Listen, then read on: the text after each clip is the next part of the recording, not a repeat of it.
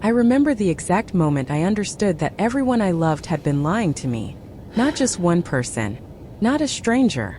Everyone. It was a Tuesday. The kind of Tuesday that feels like every other Tuesday: gray sky, a half-finished coffee on my desk, the hum of an air conditioner I kept meaning to get fixed. I was sitting in a police interview room with white walls and a table that wobbled every time someone leaned on it. There was a detective across from me.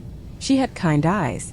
I remember thinking how strange it was to have kind eyes and ask the questions she was asking me.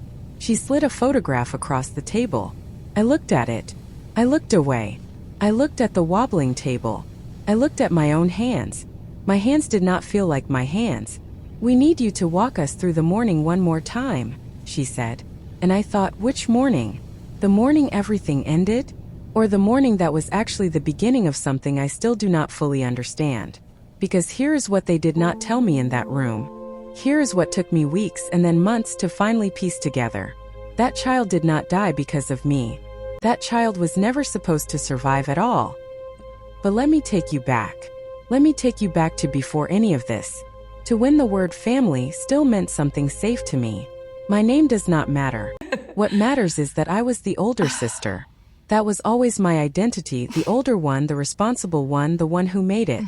My younger sister, Leah, was the warm one, the funny one, the one who could walk into any room and make it feel like home in about 30 seconds flat. We were close. We were the kind of close that people look at and say, I wish I had that with my sibling. We talked every day. We knew each other's secrets. And this is the part that still makes my chest go tight, I thought we did. I had been married for 6 years to a man I will call Daniel. Good job. Steady hands. The kind of man who remembers to buy flowers on your birthday and fixes things around the house before you even notice they are broken. We had tried for children. We had tried hard and quietly, and with a grief we never fully spoke aloud. It did not happen for us. And after a while we made a kind of peace with that, or at least we told ourselves we did. Leah had married young. Her husband, Marcus, was a quiet man. Patient. A little too patient maybe, but I did not think about that at the time. They had one child together. A little boy, 3 years old, named Eli. He had Lee's eyes and a laugh that sounded like something good. I loved that child. I loved him in the particular way that women who cannot have their own love the children around them, completely, and with a small ache underneath it that you learn to smile through. So when Marcus called me that morning and asked me a favor, I said yes without thinking. It was a Tuesday day in the middle of spring. The trees were doing that thing they do, exploding into color overnight like they forgot to ask permission. Marcus called me just before 8 in the morning. His voice was calm. It was always calm. Leah has a doctor's appointment, he said, and I have to be on site by 7:30. Is there any chance you could drop Eli at daycare on your way in? It is literally 5 minutes from your office. I said of course. I said I would be there in 20 minutes. I drove to their house. Marcus had Eli ready at the door. Little backpack, tiny sneakers, a juice box in his hand. He smiled at me when he saw me, and I felt that ache and that love at the same time, the way I always did. I buckled him into the back seat. He kicked his feet the whole way down their driveway. I watched him in the mirror and thought, this is the easy part of love. The uncomplicated kind. I drove toward the daycare, and then my phone rang. It was my assistant. There was a problem at the office. A client meeting that had been moved up by 2 hours, a presentation that had not been finalized, a series of calls that needed to happen right now, immediately. My brain shifted. That is the only way I can describe it. One part of my life slammed its door open and the other part, the part with the little boy in the back seat, the part with the juice box and the tiny sneakers, went somewhere else. Somewhere I could not reach it. I drove past the daycare. I did not notice. I parked in the garage under my office. I got out. I grabbed my bag. I took the elevator up to the 14th floor and I walked into that meeting, and I did not think about anything else for 2 hours and 40 minutes. 2 hours and 40 minutes. That is how long it took for someone to call me. The parking garage was underground. No wind. No movement. By 10:30 in the morning, the air inside that car was not air anymore. The call came from a number I did not recognize. A security guard had heard something, or thought he had. He was not even sure. He almost did not check. He almost kept walking. He did not keep walking. When I got to the garage, there were already people around my car. Someone had broken the window. I remember the glass on the floor, catching the fluorescent light of the garage like something beautiful, which felt deeply wrong. I remember someone putting their hand on my arm and steering me away. I remember the sound of a radio. I remember asking a question and not hearing my own voice asking it. I remember nothing after that for about 40 minutes. Not blackout, just gone. Just white space where memory should be. When I came back to myself, I was sitting on a curb outside the garage. There were 2 police cars. A detective was crouching in front of me, trying to get me to look at her. "Can you tell me what happened this morning?" she said. And I told her. I told her everything. The call. The meeting. The 42 floors I drove past the daycare without turning. I told her all of it because it was the truth and because the truth was the only thing I had left to give. They took me to the station. That is when things changed. Not all at once. Slowly. The way water fills a room, so gradually that by the time you notice, it is already at your chest. The first question that felt different was this one. "Had you been having any conflict with your sister recently?" I said no. Of course not. Why? The detective wrote something down. The second question. "Were you and your sister in agreement about how Eli was being raised?" I said we had never disagreed about anything like that. We were close. We were family. She wrote something down again. The third question came the next day from a different officer in a different room. He was younger, less gentle with his words. "Is it possible," he said, "that you had a reason to want to hurt the child?" The room went very quiet. Not because the room changed, because something in me went still. "No," I said.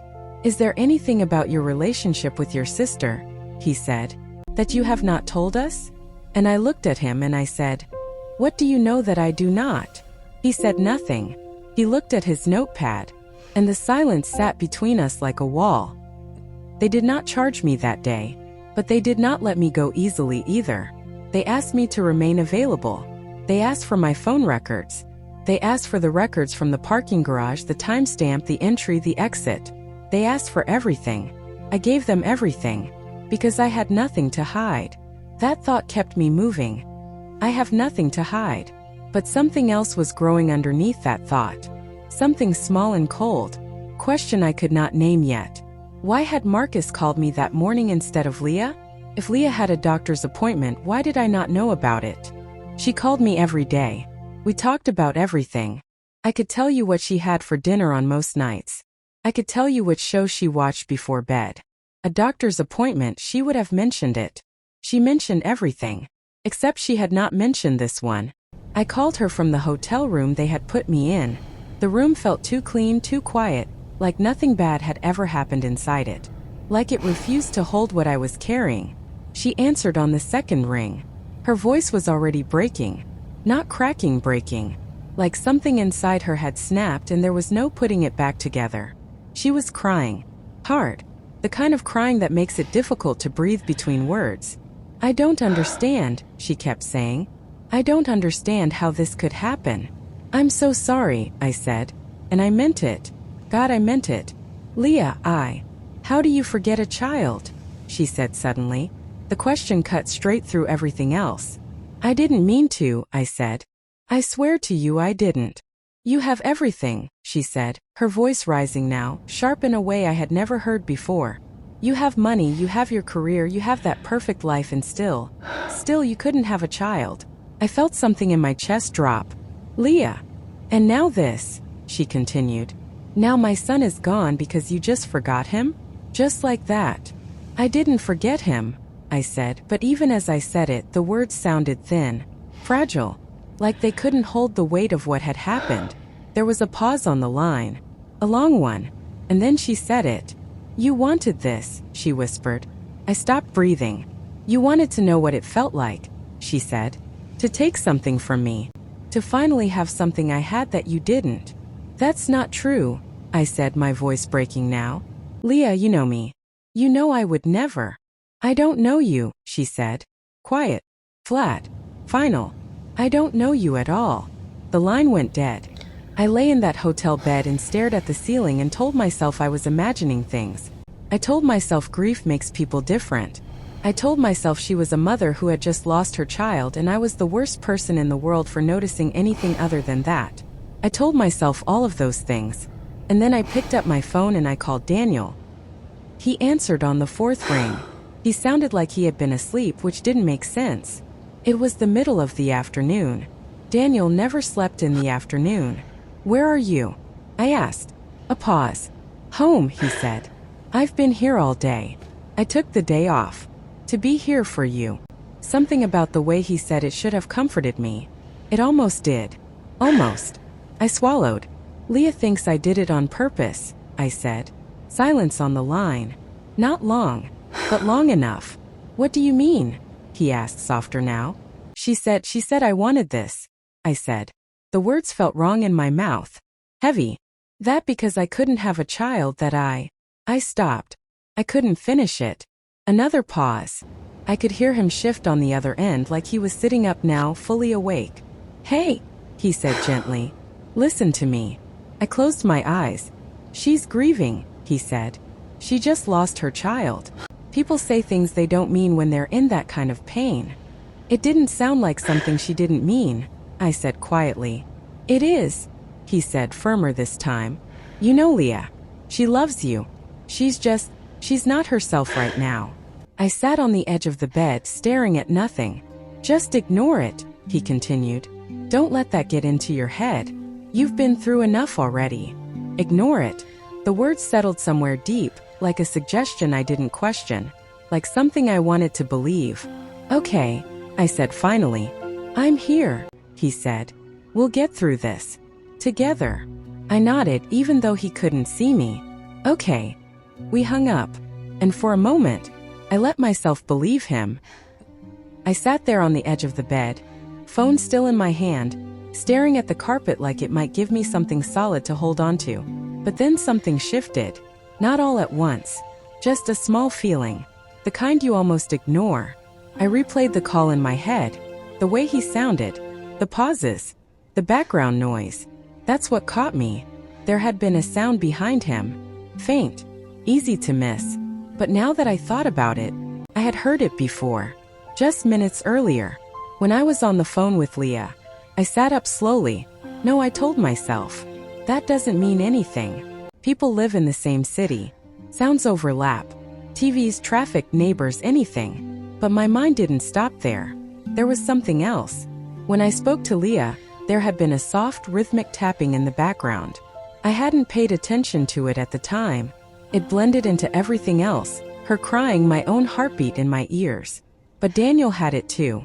The same tapping. Not similar. The same. I tried to shake it off. I really did. I stood up, walked to the window, looked out at nothing. This is what grief does, I told myself.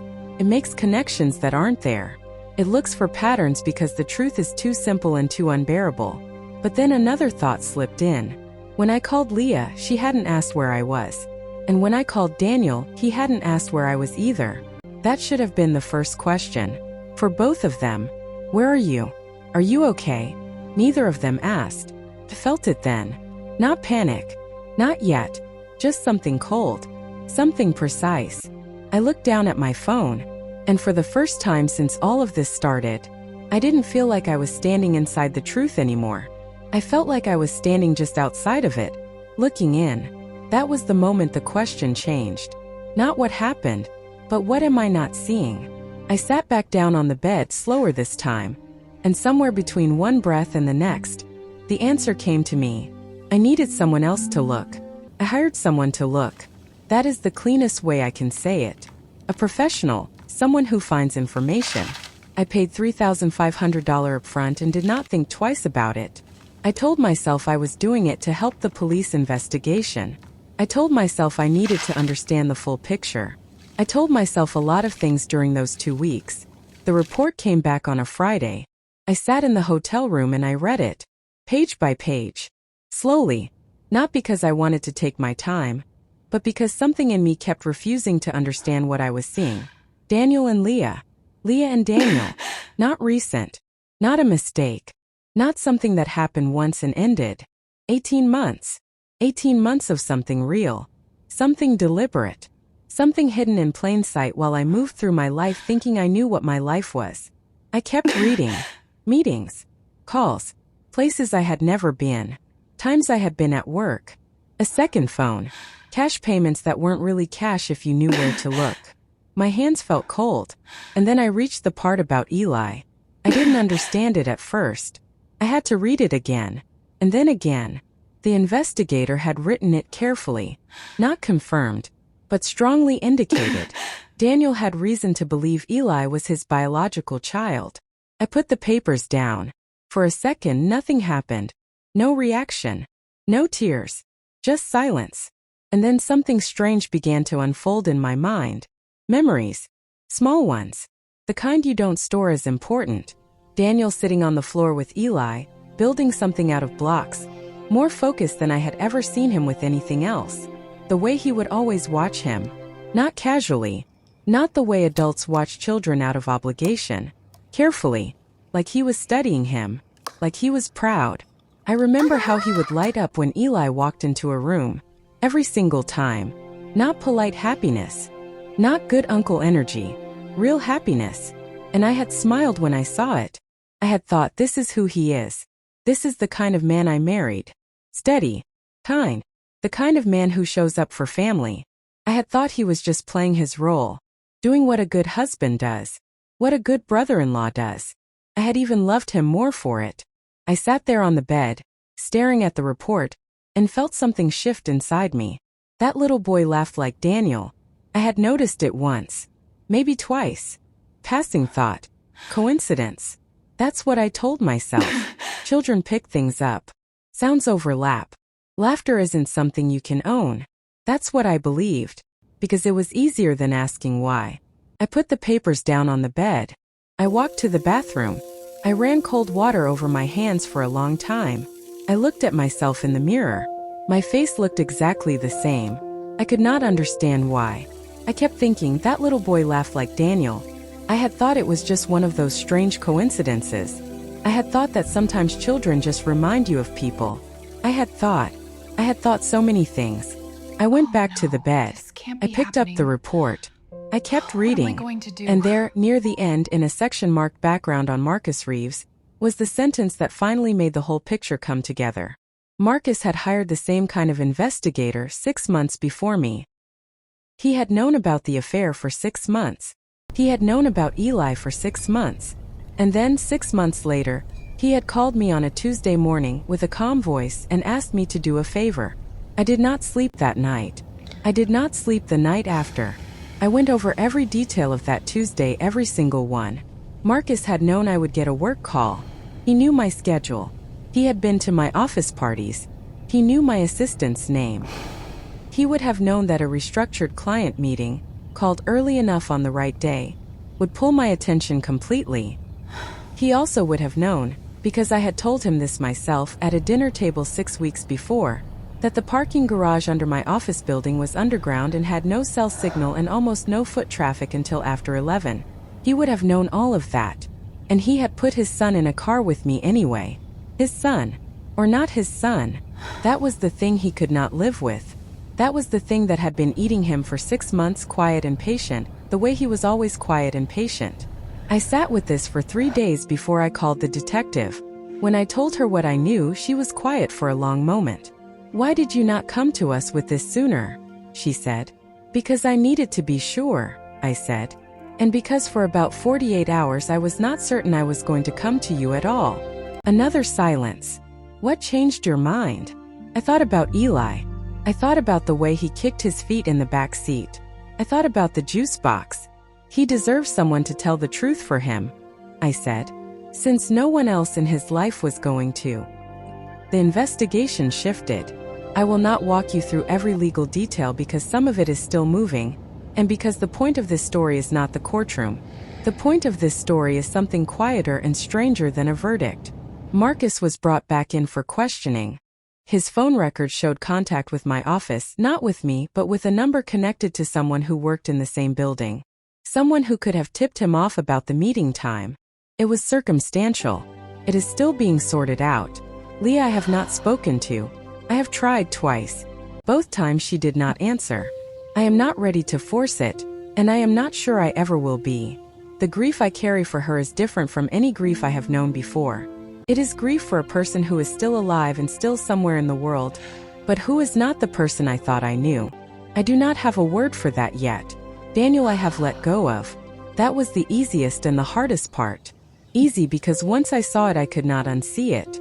Hard because 18 years of a life together do not fit into any single feeling. What I carry with me now is not anger. Not mostly. What I carry is a specific and very heavy question, the one I ask myself in the quiet. How much did I not want to see? Because the signs were there. The slightly wrong pauses. The too calm voice. The calls I did not receive. The appointment I was never told about. I had filed them all somewhere in the back of my mind. In a drawer I labeled other explanations and kept firmly shut. Love makes you do that. Trust makes you do that. And I am no longer sure those are weaknesses. I am no longer sure it would have been better to be the kind of person who sees everything before it happens. That kind of seeing has its own costs. What I know is this. I carried a little boy in my backseat on a Tuesday morning and I believed he was safe with me. I believed that completely and without hesitation. And because someone used that belief as a weapon, he is gone. That is not something I will ever fully set down. But I am still here. And being still here, I have come to understand, is itself a kind of answer. I want to ask you something before I go, because I have thought about this so many times in the months since, and I genuinely do not know what the right answer is. If you had been in my place, if you had suspected something was wrong but the truth was so devastating that seeing it clearly felt worse than looking away, what would you have done? Would you have opened that drawer? I want to hear from you. Leave it in the comments. I read every single one.